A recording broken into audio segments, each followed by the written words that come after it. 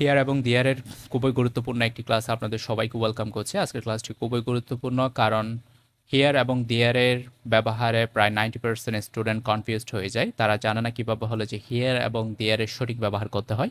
আমি চেষ্টা করব বিষয়টিকে সহজভাবে আপনাদেরকে বোঝানোর। প্রথমে আসি হিয়ার এবং হলো যে দিয়ারের ব্যবহার, দুইটাই খুবই গুরুত্বপূর্ণ। তাহলে হিয়ার এমন হিয়ার এবং হলো যে দেয়ার এমন দুটি শব্দ যা কোনো বস্তুর অবস্থান বোঝাতে ব্যবহার করা হয়। তাহলে আমাদের মনে রাখতে হবে হিয়ার এবং দেয়ার এমন দুটি শব্দ যেগুলো কি বস্তুর অবস্থান বোঝাতে ব্যবহার করা হয়।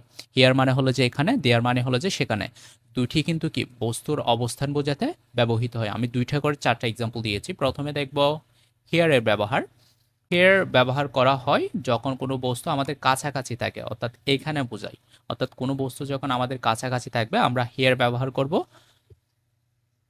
এখানে দুইটা এক্সাম্পল দিয়েছি। Example number 1, here is my book. তাহলে কি এখানে আমার বই। তাহলে এখানে যেহেতু বুঝিয়েছে কাছাকাছি, বইটি আমাদের কাছাকাছি, তাহলে হিয়ার ইজ মাই বুক, এখানে আমার বই। 2 নম্বর উদাহরণ দেখি।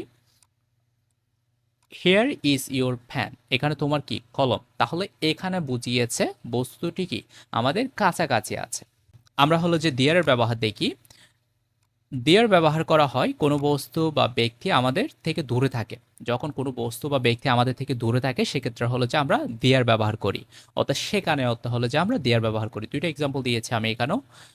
1 নম্বর এক্সাম্পল হলো যে দেয়ার ইজ আ হাউস, সেখানে একটা বাড়ি। তাহলে দেয়ার ইজ আ হাউস, সেখানে একটা বাড়ি। 2 নম্বর এক্সাম্পল হলো যে দেয়ার আর মাই ফ্রেন্ডস, সেখানে কি আমার বন্ধুরা। দেয়ার আর মাই ফ্রেন্ডস, সেখানে আমার বন্ধুরা। হিয়ার এবং দেয়ার হলো যে শুরুতে যেমন ব্যবহৃত হতে পারে, হিয়ার এবং দেয়ার হলো যে বাক্যের শেষেও ব্যবহৃত হতে পারে। প্রথমে আসি হিয়ারের ব্যবহার। যেমন আমরা বলতে পারি he is reading here, he is reading here, সে এখানে পড়াশোনা করছে। He is reading here. তারপর আমরা এটা বলতে পারি শি ইজ রাইটিং হেয়ার। তারপর এখানে বলতে পারি দে আর living there, they R living দেয়ার, অর্থাৎ হলো যে দেয়ার যেটি আছে সেটি হলো যে কি বাক্যের শেষে ব্যবহৃত হচ্ছে। তারপর এখানে বলতে পারি আমরা they are playing there, they are playing there. So আশা করি বুঝতে পেরেছেন। তাহলে হিয়ার অর্থ হলো যে যখন আমরা কাছাকাছি বোঝাবো কোনো কিছু সেক্ষেত্রে আমরা হিয়ার ব্যবহার করব, অর্থাৎ এখানে বোঝাবে। আর দেয়ার অর্থ হলো যে সেখানে, যখন দূরে কোনো কিছু বোঝাবে সেক্ষেত্রে আমরা দেয়ার ব্যবহার করব, অর্থাৎ সেখানে।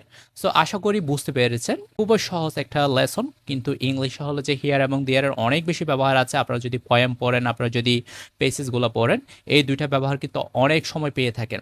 সো অনেকে হলো যে এই বিষয়গুলো নিয়ে কনফিউজড হয়ে যায়। আমি চেষ্টা করেছি বিষয়গুলোকে ক্লিয়ার করার। আশা করি আপনারা উপকৃত হয়েছেন। Thanks everyone.